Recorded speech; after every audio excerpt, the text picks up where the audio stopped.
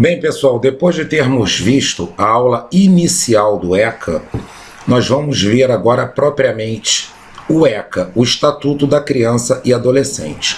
Antes de começar, eu gostaria de chamar a atenção para vocês para o seguinte. Esta aula inicial que eu fiz, essa aula introdutória sobre esse assunto, é importantíssima para vocês. Gravem os conceitos que estão lá, porque aquilo lá é o mais importante do ECA e que provavelmente estará na sua prova. Veremos agora o artigo 1º do ECA. Esta lei dispõe sobre a proteção integral à criança e ao adolescente. O que eu tenho a dizer para vocês sobre isso? Frisar essa palavrinha aqui, proteção integral. Ou seja, em todos os sentidos, pessoal. Nós vamos ver aqui ao longo da lei que essa proteção integral, ela vai abranger a criança, ao adolescente e até mesmo a mãe, ou seja, a gestante, até mesmo a mulher antes de estar gestando. Por quê? A mulher é o ser capaz de gerar uma criança. Então ela também está protegida aqui no ECA, dentro dessa proteção integral. Então é muito importante que vocês gravem essa palavrinha, proteção integral. Como isso pode cair na prova de vocês?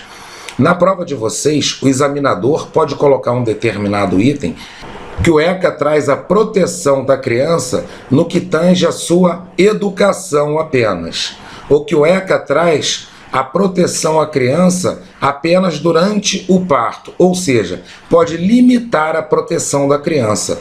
É uma alternativa errada. Gravemos a palavrinha proteção integral da criança. Artigo 2º. Considera-se criança, para os efeitos desta lei, a pessoa até 12 anos de idade incompletos. Já vimos isso também. E adolescente, aquela entre 12 e 18 anos de idade. Também já vimos isso na aula introdutória. Gravem isso. É uma questão aqui que pode cair na prova de vocês. Parágrafo único do artigo 2º. Nos casos expressos em lei, aplica-se excepcionalmente este estatuto às pessoas entre 18 e 21 anos de idade. Bem, pessoal, o que esse parágrafo único diz pra gente? Veja bem, o artigo 2º diz que o ECA se aplica à criança e ao adolescente. Sempre o ECA é destinado a esses aqui.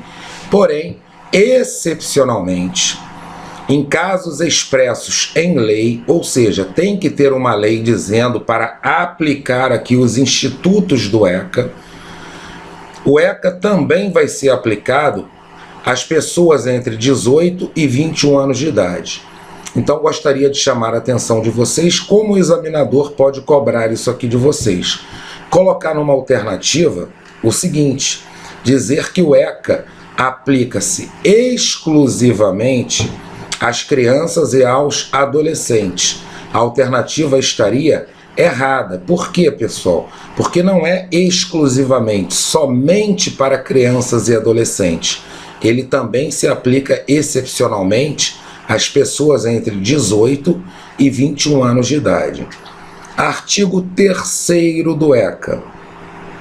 A criança e o adolescente gozam de todos os direitos fundamentais inerentes à pessoa humana.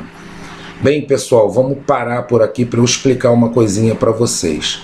O artigo 5º da Constituição Federal, ou seja, a lei maior do Brasil, aquela lei em que todas as outras não podem contrariar, tem que estar de acordo com ela, ela traz lá, a Constituição Federal, no seu artigo 5º, os direitos fundamentais da pessoa humana.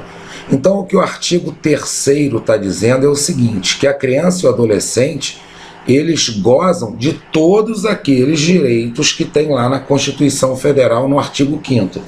O fato de existir o ECA não quer dizer que a criança e o adolescente esteja fora do que preconiza, fora do que está escrito lá no artigo 5º da Constituição Federal. Vamos dar continuidade. Olha lá, sem prejuízo da proteção integral de que trata esta lei, assegurando-se-lhes por lei ou por outros meios, todas as oportunidades e facilidades a fim de lhes facultar o desenvolvimento físico, mental, moral, espiritual e social, em condições de liberdade e de dignidade. Então, pessoal, vejam bem esse artigo 3º. Vou chamar a atenção de vocês aqui para alguns pontos importantes que podem cair na sua prova. A primeira coisa que vocês precisam saber é o seguinte, que o fato de existir o ECA não exime, não tira a criança de todos aqueles direitos fundamentais previstos na Constituição. Tá ok, pessoal? Ou seja, todos aqueles direitos fundamentais a criança tem direito, mas tudo aquilo que está dizendo aqui nesta lei no ECA.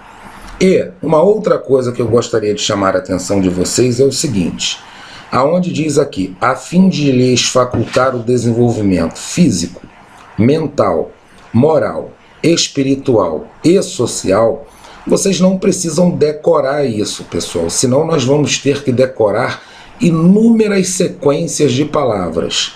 E não é isso que vai fazer a diferença na hora da prova. Na hora da prova, aqui no que tange ao ECA, você tem que entender o contexto geral. Ou seja, o desenvolvimento da criança de uma maneira geral. Geralmente, como que o examinador cobra isso? Limitando, dizendo que é apenas o desenvolvimento mental ou apenas o desenvolvimento físico. Então, prestem muita atenção na prova de vocês, no que tange ao ECA, quando o examinador colocar algum direito e limitando aquilo, apenas no que diz respeito ao desenvolvimento moral.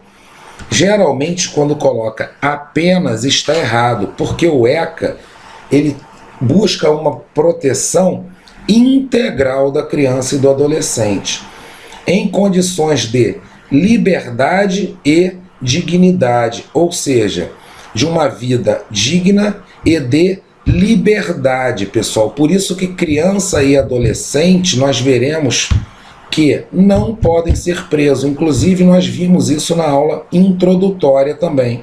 Então, em condições de liberdade. Vamos ao parágrafo único. Os direitos enunciados nesta lei aplicam-se a todas as crianças e adolescentes, sem discriminação. Então, vamos ver que esse parágrafo único, ele vai tratar de quê? De discriminação. Vamos continuar lendo e no final eu vou tecer aqui alguns comentários para vocês. Discriminação de nascimento, situação familiar, idade, sexo, raça, etnia ou cor, religião ou crença, deficiência, condição pessoal de desenvolvimento e aprendizagem, condição econômica, ambiente social, região e local de moradia ou outra condição que diferencia as pessoas, as famílias ou a comunidade em que vivem. Então o parágrafo único, ele diz o seguinte, que tudo que está preconizado, está escrito no ECA, é para todas as crianças. Não pode existir discriminação nenhuma. E eu gostaria de explicar para vocês e chamar a atenção o seguinte, o examinador ele pode colocar que o ECA só se aplica às famílias de baixa renda. Por quê? Existem inúmeros programas sociais destinados à família de baixa renda. E aí o candidato realmente ele pode errar, ele pode se enganar, achar que o ECA só se aplica a famílias de baixa renda. Negativo, isso também seria uma discriminação. Eu estaria discriminando aqui a renda daquela família.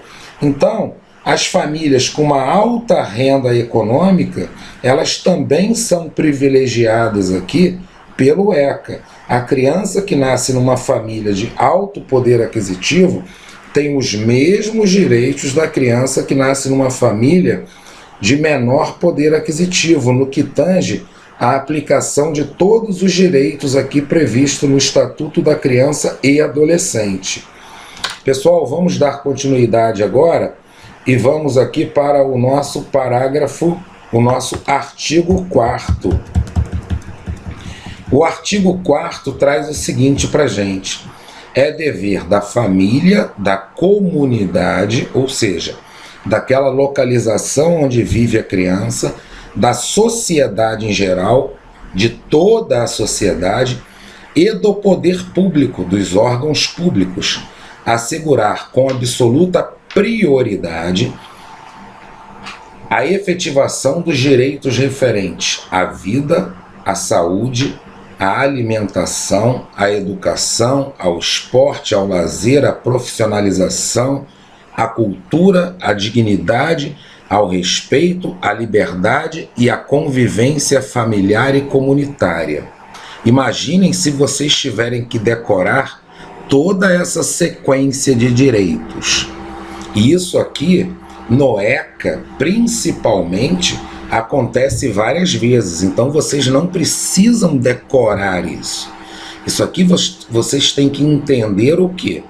Num sentido amplo, o contexto. Aqui traz a efetivação de todos os direitos, como eu falei anteriormente.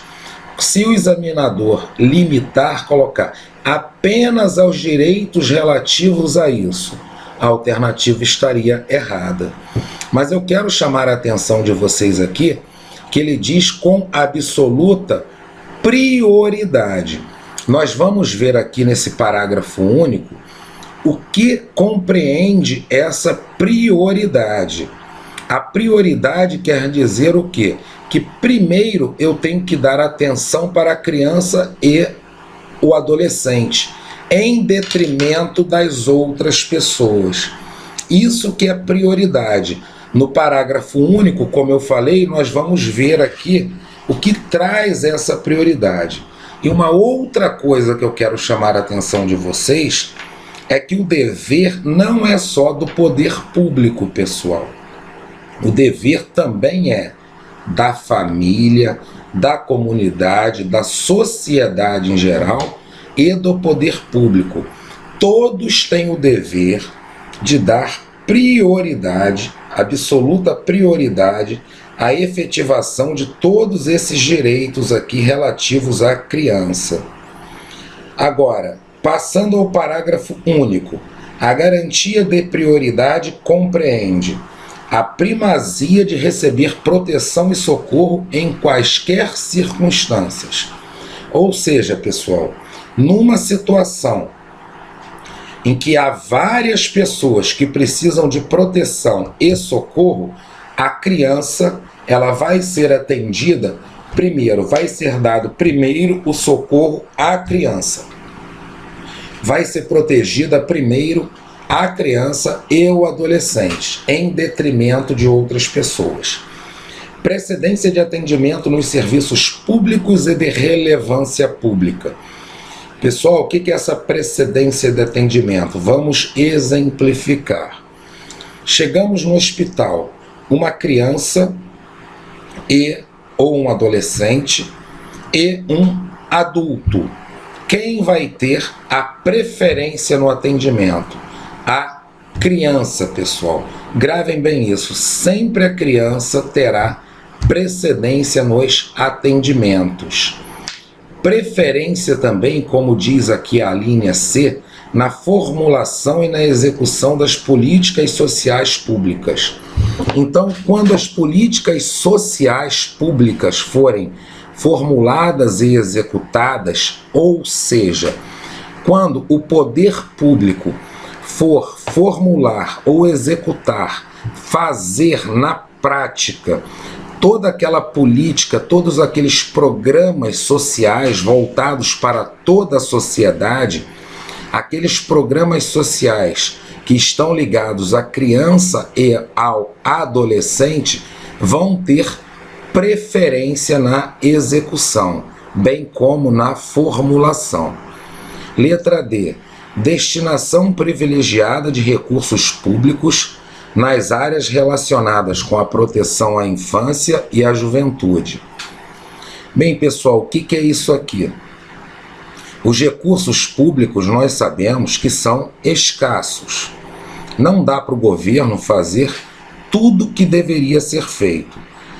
Porém, essa linha D diz para a gente o seguinte: que deve haver uma destinação privilegiada para as áreas relacionadas à proteção à infância e à juventude, à criança e ao adolescente.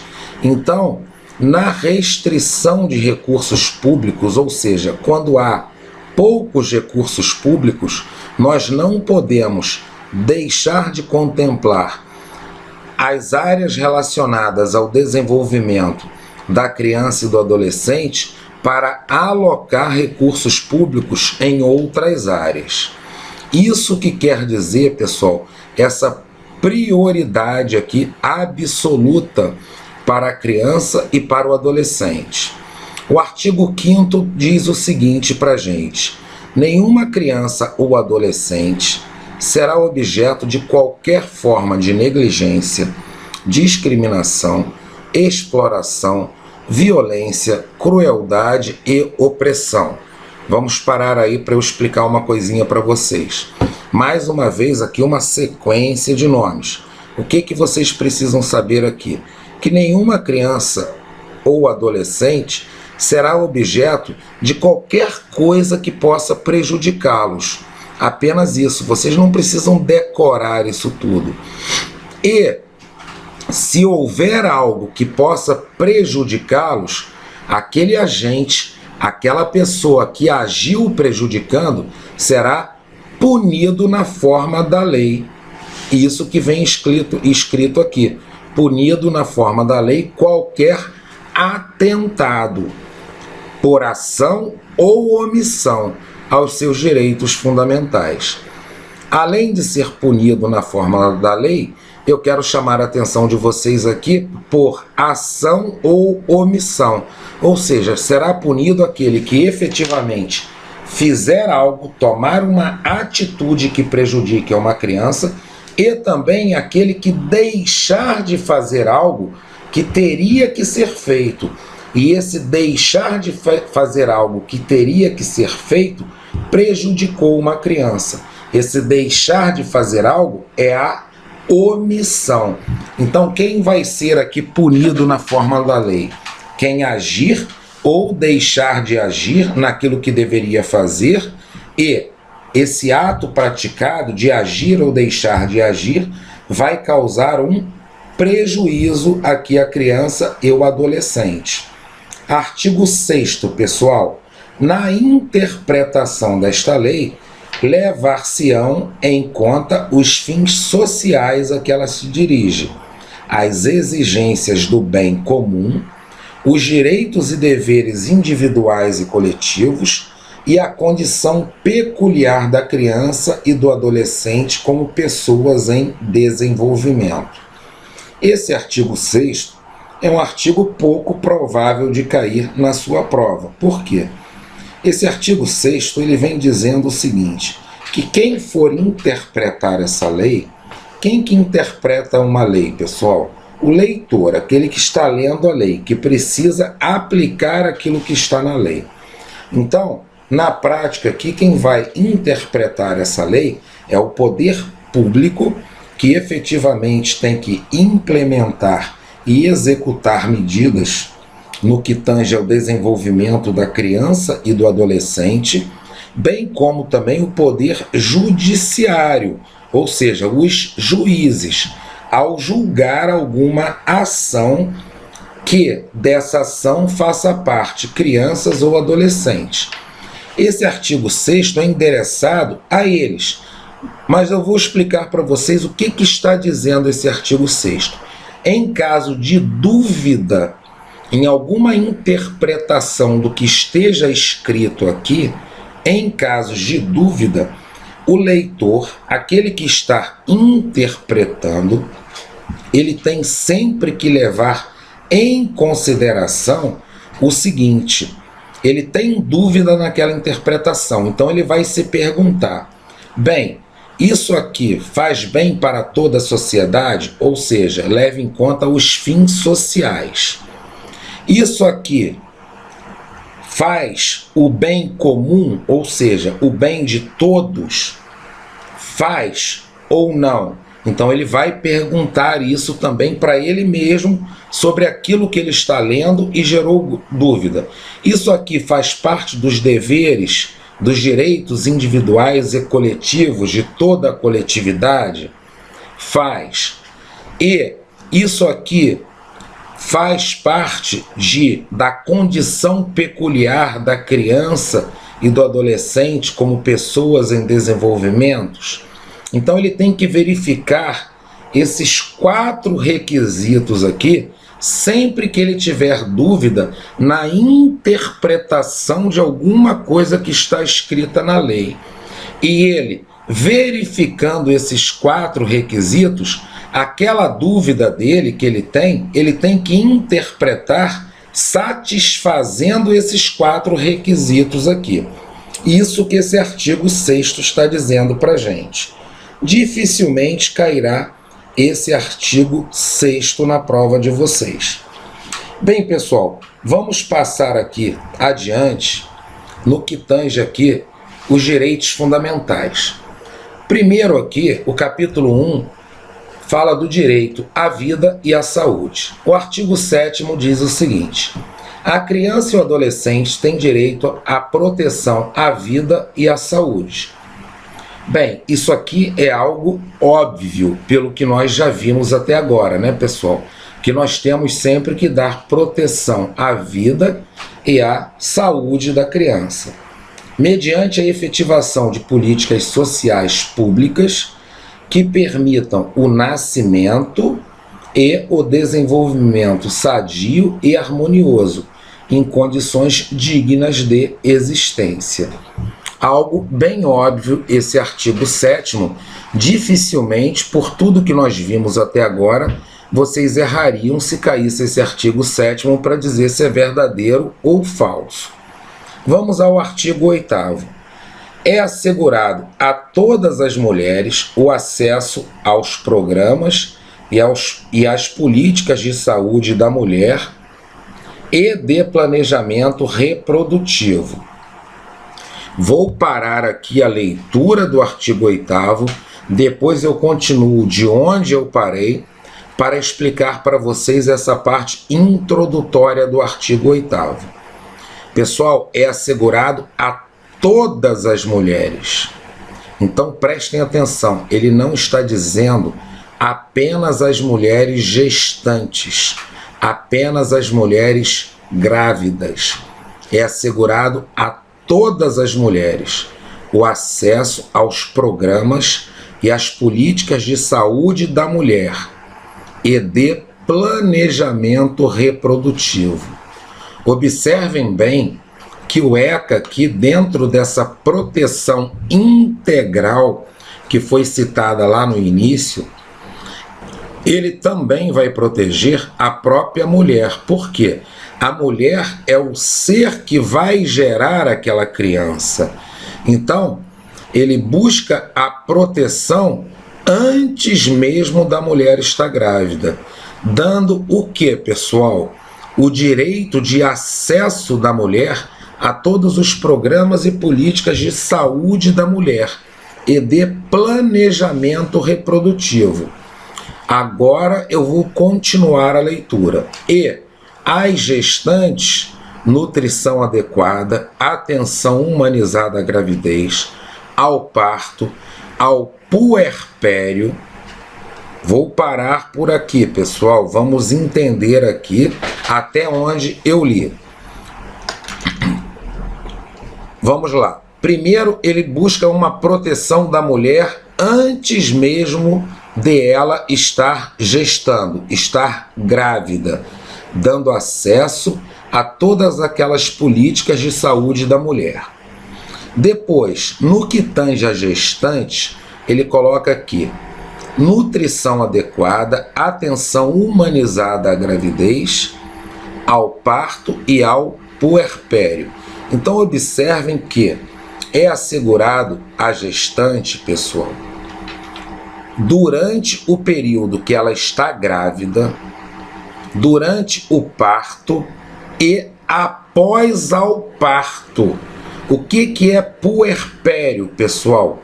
Puerpério é aquele estado, é aquele período de tempo compreendido entre o parto e a volta da mulher às condições que ela estava antes de estar gestando, ou seja, as condições normais do organismo dela.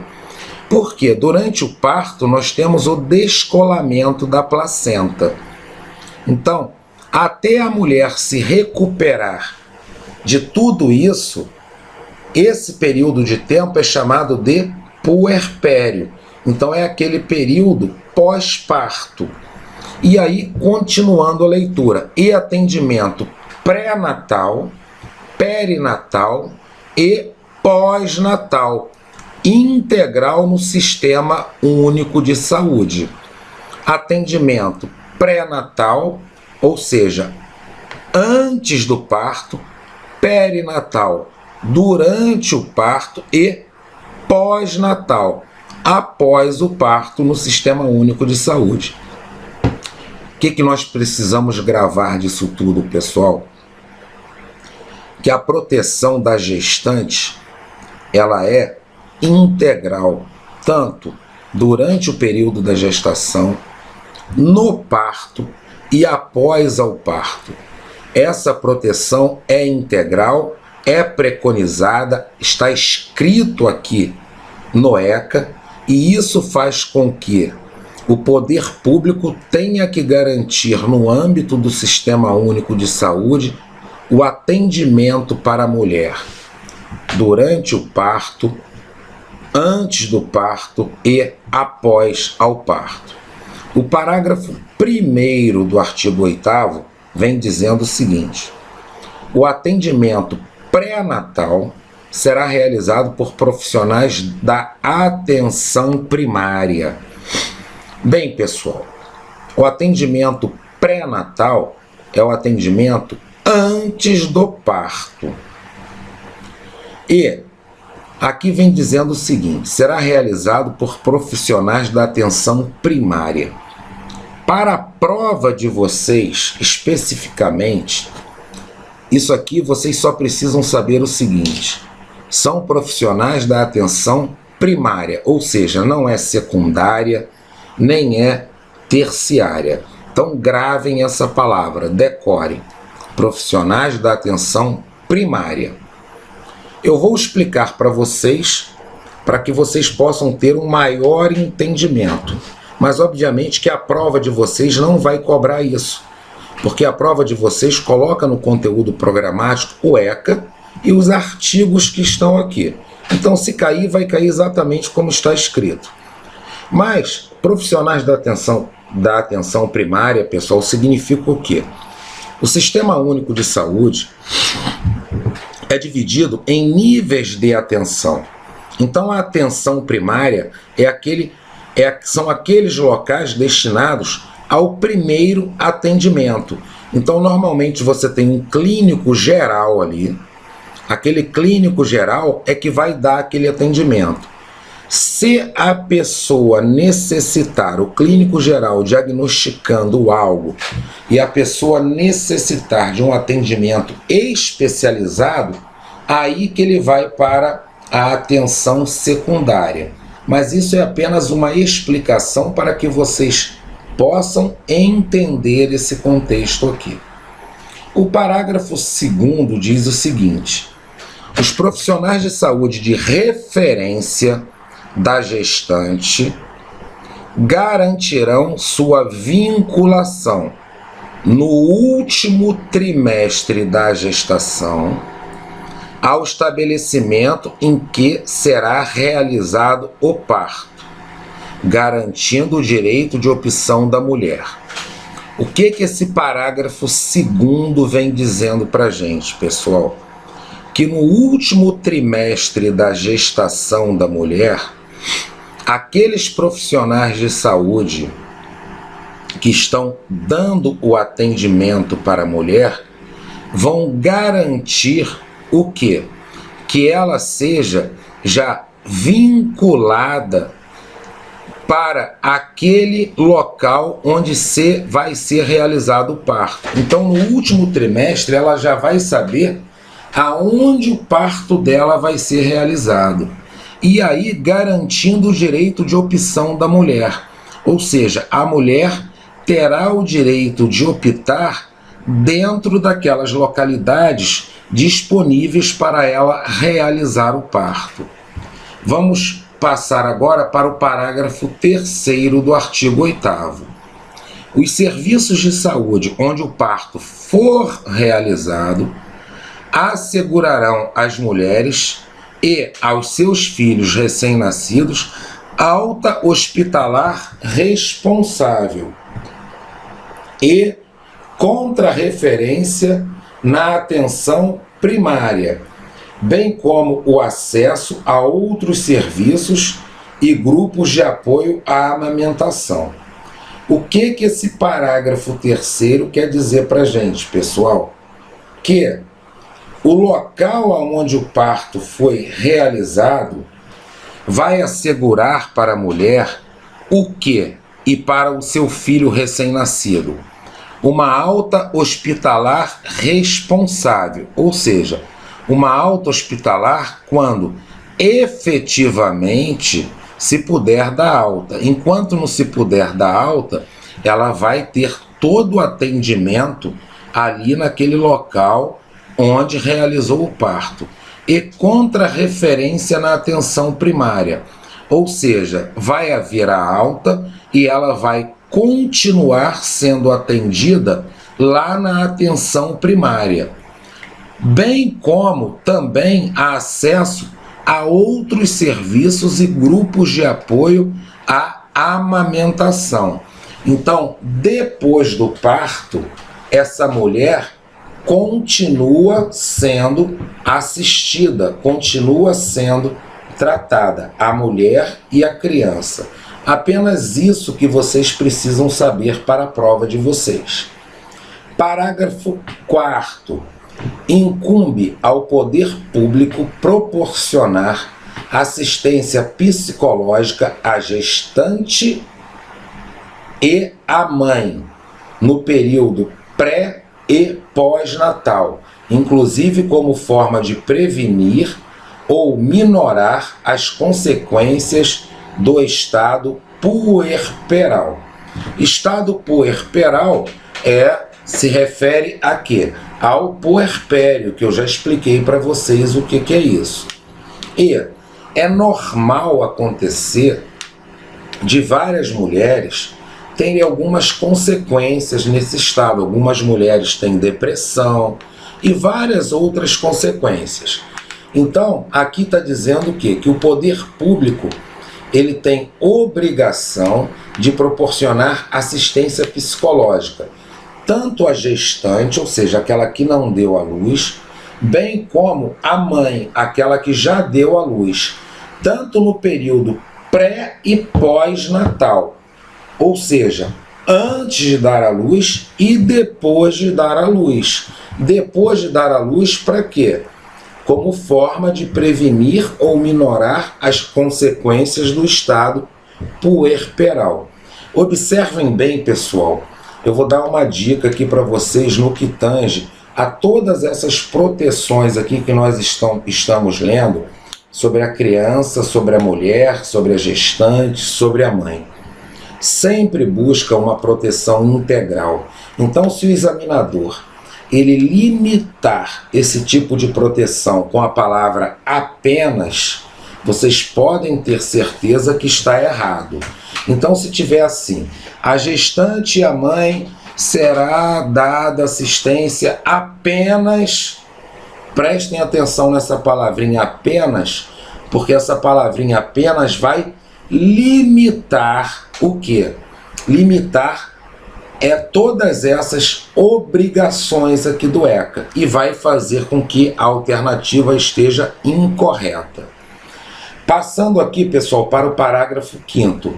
A assistência referida no parágrafo 4º deste artigo deverá ser prestada também a gestantes e mães que manifestem interesse em entregar seus filhos para adoção bem como as gestantes e mães que se encontrem em situação de privação de liberdade. Bem fácil de entender esse parágrafo 5º. Se uma mãe, pessoal, ou uma gestante quiser entregar seu filho para adoção, ou se ela estiver presa por ter cometido algum crime, também será garantido a assistência psicológica para essa mulher. Por quê, pessoal?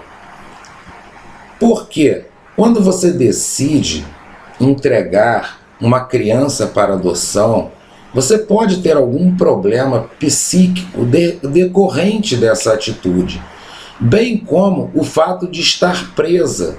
Você também pode ter um problema psíquico por esse motivo de ter cometido um crime, de estar preso.